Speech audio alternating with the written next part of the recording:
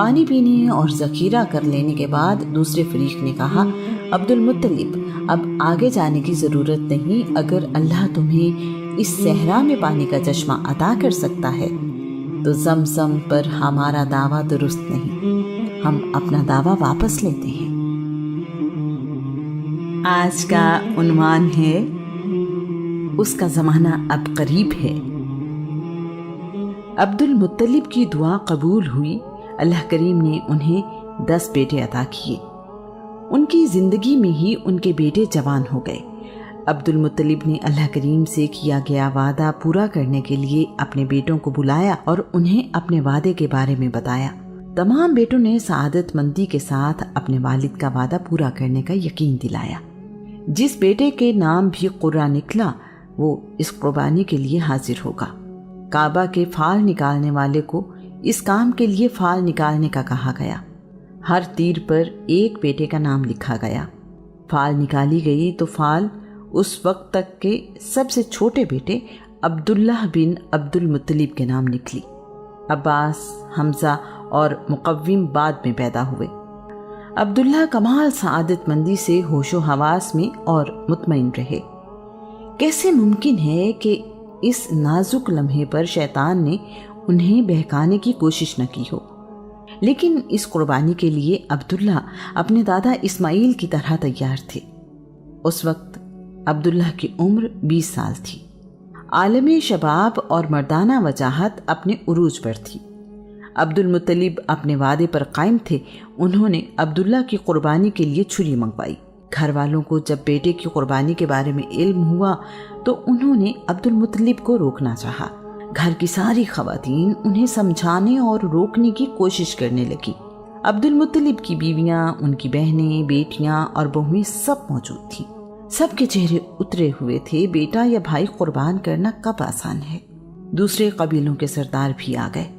عبداللہ کے ماموزاد مغیرہ بن عبداللہ بن عمرو مخزومی نے کہا، خدا کی قسم، جب تک بچاؤ کی ساری تدبیریں ناکام نہ ہو جائیں تم اپنے بیٹے کو قربان نہیں کر سکتے۔ اسے بچانے کے لیے ہمیں اپنا سارا مال بھی قربان کرنا پڑا تو ہم کریں گے۔ کافی کوشش کے بعد عبد المطلب اس بات پر راضی ہوئے کہ حجر کی کاہنہ سے رہنمائی حاصل کی جائے، جس کا نام قطبہ ہے۔ قطبہ پورے عرب میں اپنی ذہانت اور علم کے لیے مشہور تھی۔ حجر مکہ سے 236 کلومیٹر دور شمال مشرق میں واقع ایک قصبہ ہے۔ یہ یثرب سے جنوب مغرب میں 281 کلومیٹر دور ہے۔ اونٹ کی مسافت تقریباً 6 دن کی ہے۔ سب لوگ مل کر اس مقصد کے لیے حجر روانہ ہوئے۔ سارا راستہ پریشانی میں گزرا۔ مسافروں کو دیکھ کر لگتا تھا جیسے ان میں جان ہی نہیں ہے، کوئی کسی سے بات نہیں کر رہا تھا، کسی کو بھی یقین نہیں تھا کہ اس قربانی کا کوئی بدل ہے۔ بس معمولی سی امید تھی جس کے سہارے وہ حجر کی طرف رواں دواں تھے۔ حجر کا سفر پہلے کبھی اتنا لمبا نہ تھا جتنا اب محسوس ہو رہا تھا۔ دن نکلتا تھا تو رات نہیں آتی تھی، رات آنے کے بعد ختم ہونے کا نام نہیں لیتی تھی۔ حجر پہنچ کر پتہ چلتا ہے کہ قطبہ 450 کلومیٹر دور شمال میں خیبر میں رہتی ہے۔ ایک اور صبر آزما سفر سامنے تھا۔ کوئی چارہ بھی نہیں تھا۔ سب لوگ خیبر پہنچے۔ کاہنہ سے مل کر معاملے کی سنگینی کا اظہار کیا۔ کاہنہ نے ساری بات سننے کے بعد کہا، مجھے 1 دن کی مہلت دو، میں تمہیں کل اس کا حل بتاؤں گی۔ اگلے دن سب دوبارہ اس کاہنہ کے پاس تھے۔ اس نے پوچھا، تم لوگوں میں ایک جان کی دیت یعنی جان کا بدلہ کیا ہے؟ جواب دیا گیا، ایک جان کی دیت 10 اونٹ ہیں۔ قطبہ کہنے لگی، تم لوگ واپس جاؤ، عبداللہ اور 10 اونٹوں کی قربانی کے درمیان فال نکالو۔ اگر فال عبداللہ کے نام ہی نکلے تو 10 اونٹ اور جمع کر کے دوبارہ فال نکالو۔ ایسا اس وقت تک کرتے رہنا جب تک فال اونٹوں کے نام نہ نکلے۔ جب فال اونٹوں کے نام نکلے تو سمجھ لینا تمہارا خدا اس قربانی کے بدلے پر راضی ہو گیا ہے۔ واپسی پر ماحول کچھ بہتر تھا۔ انہیں قربانی کی کوئی صورت نکل آئے گی۔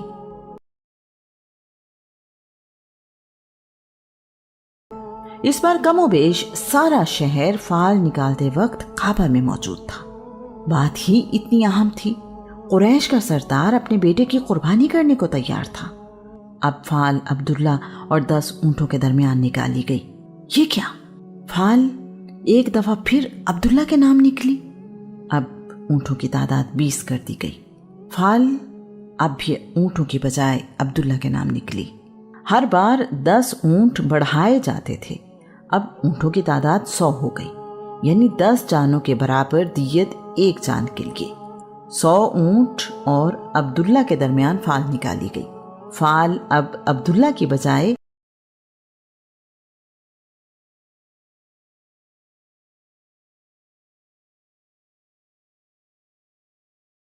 मुत्तलिब की तसल्ली नहीं हुई। कहने लगे, 3 बार फाल निकालो।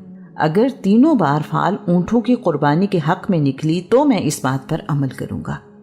सारे मजमे पर खामोशी छा गई। सब लोग दुआ मांग रहे थे कि फाल ऊंटों की कुर्बानी के हक में निकले। 3 बार मुसलसल ऊंटों की कुर्बानी के लिए फाल निकलना आसान नहीं था। काबा के फाल निकालने वाले ने एक बार फिर फाल निकाली। फाल 100 ऊंटों की कुर्बानी के हक में ही निकली। अब सारे लोगों की सांसें रुकी हुई थीं। ऐसा समा था कि जिस्म काटो तो लहू न हो।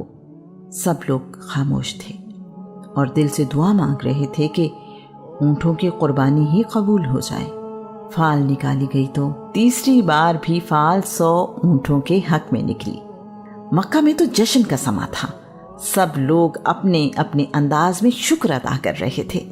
औरतें खुश थीं कि इतना प्यारा जवान बेटा कुर्बानी से बच गया। मर्द इसलिए खुश थे कि बनी हाशिम का कबीला इसी इज्जत के लायक था। अब्दुल मुत्तलिब ने 100 ऊंट कुर्बान किए। उस वक्त से एक जान की दियत 100 ऊंट हो गई। इंसानी जान की कीमत में 10 गुना इजाफा अब्दुल्ला के सदके हुआ। 100 ऊंट कुर्बान किए गए और लोगों को दावतें आम दी। किसी को ना रोका जाए। दोस्त दुश्मन अपना जो जितना चाहे गोश्त साथ भी ले जाए। यहां तक के जानवर आए तो उन्हें भी पेट भर के गोश्त खाने का मौका दिया जाए। इस वाकये की वजह से अब्दुल्ला पूरे अरब में मशहूर हो गए। हमें कुर्बान किए जाने वालों की औलाद हूं, यानी इस्माइल और अब्दुल्ला। अब्दुल्ला निहायत खूबसूरत थे। शराफत और पाकीज़गी आपके चेहरे पर नुमायां थी। आप मक्का की हर दिल अजीज शख्सियत थे। आपके तमाम भाई और आपके वालिद आपसे बहुत मोहब्बत करते थे। आप घर की खवातीन की आंख का तारा थे। आपके चेहरे पर रोशनी, ताजगी और नूर बरसता था। मक्का की लड़कियां आपसे शादी की ख्वाहिश रखती थीं। अब्दुल्ला अपने ज़माने के यूसुफ थे। अब्दुल्ला बहुत हयादार थे। आपकी नज़रें हमेशा नीची रहती। आपकी तबीयत में तवाज़ो था। अब्दुल्ला की शादी की फिक्र हुई तो अब्दुल मुत्तलिब को अपने बेटे के लिए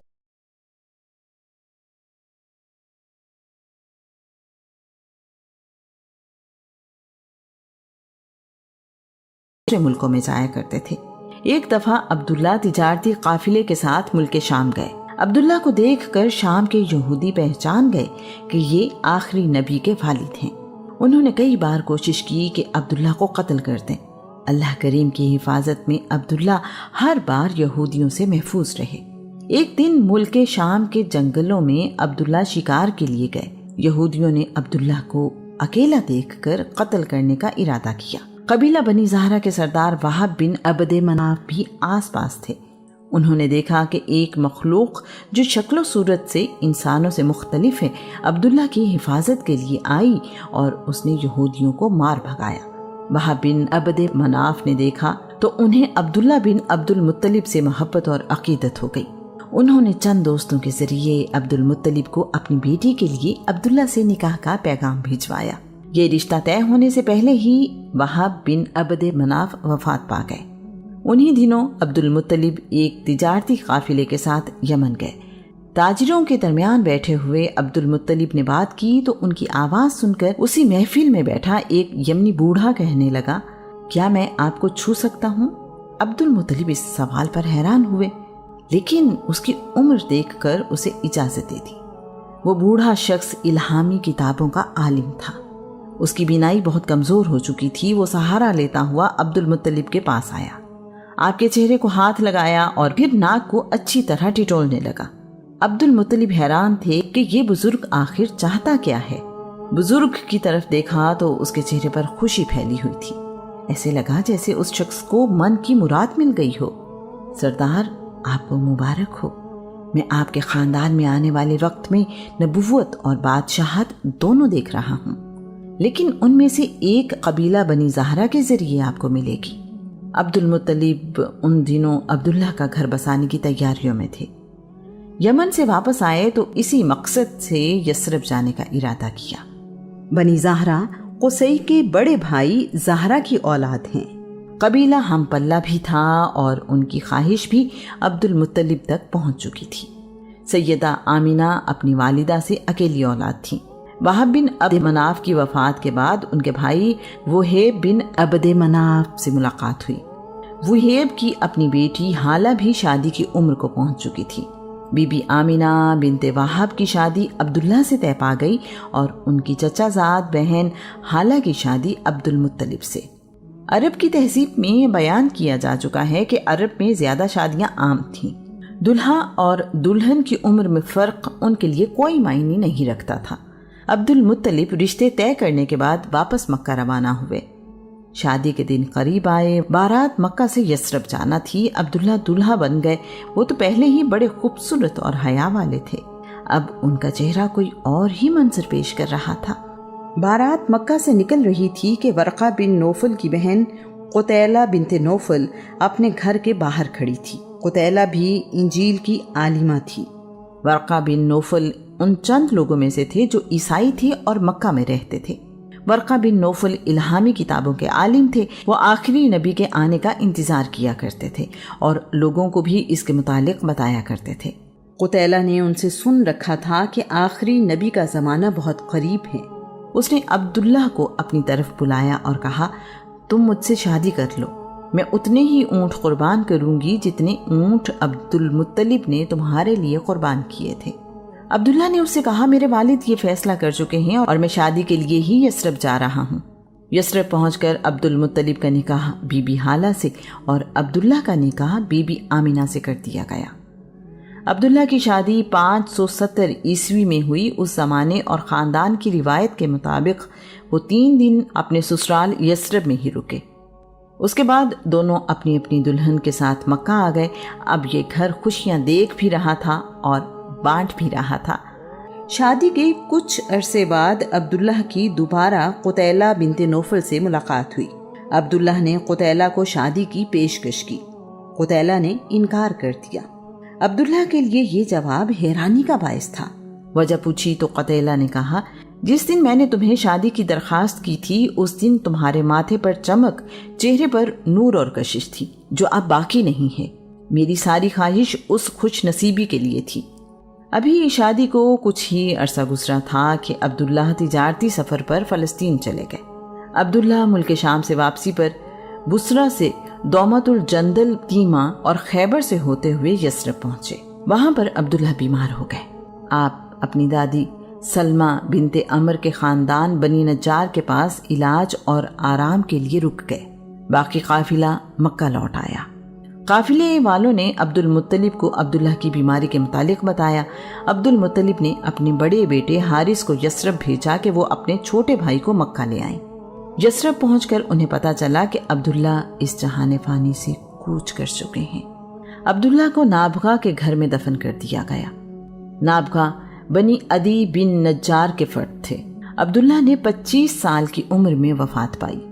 یہ خبر بی بی آمنہ کے لیے قیامت سے کم نہ تھی۔ ابھی تو ان کی شادی کو چند مہینے ہی گزرے تھے۔ ابھی تو ان کے لیے زندگی شروع ہوئی تھی۔ انہوں نے کتنے خواب دیکھے تھے، قدرت کو کچھ اور ہی منظور تھا۔ بی بی آمنہ کے لیے اب زندگی آسان نہیں تھی۔ بی بی آمینہ نے عبداللہ کی وفات پر مرثیہ لکھا جو یوں ہے، بطحا کی آغوش ہاشم کے صاحبزادے سے خالی ہو گئی۔ وہ سسکیوں اور آہوں کے درمیان ایک قبر میں آسودہ خواب ہو گیا۔ اسے موت نے آواز دی اور اس نے اس آواز پر لبیک کہا۔ اب موت نے لوگوں میں ابن ہاشم جیسا کوئی انسان نہیں چھوڑا۔ کیسی غمزدہ تھی وہ شام جب انہیں اٹھا کر لے جایا جا رہا تھا۔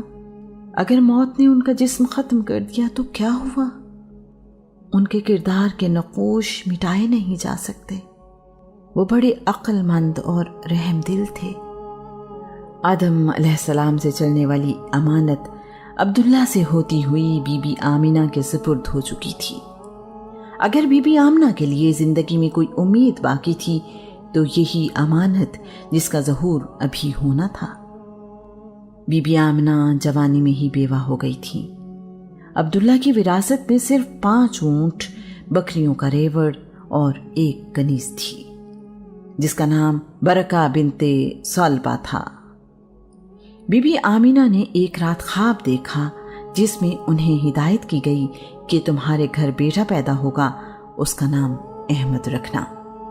ایک روایت کے مطابق بی بی آمینہ کو خواب میں بتایا گیا کہ آپ اس امت کے سردار پیغمبر کی والدہ ہیں۔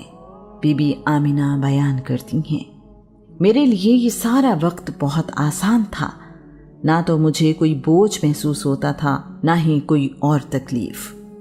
مکہ میں کئی سالوں سے سخت قحط سالی تھی۔ جس سال رسول اللہ صلی اللہ علیہ وآلہ وسلم پیدا ہوئے، خوشحالی کا دور آ گیا۔ صورتحال مکمل بدل گئی، جگہ جگہ ہریالی ہو گئی، درختوں پر پھل پہلے سالوں کی نسبت کہیں زیادہ تھے۔